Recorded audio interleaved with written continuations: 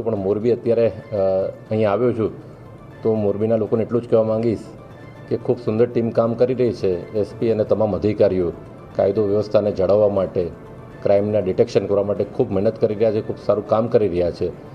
તો તમામ લોકો એમાં સહયોગ આપે.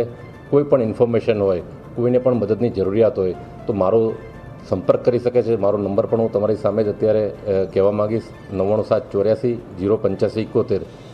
કોઈ પણ કામ હોય તો વિના સંકોચે મને પણ ફોન કરી શકે છે, મારા તમામ અધિકારીઓને પણ ફોન કરી શકે છે.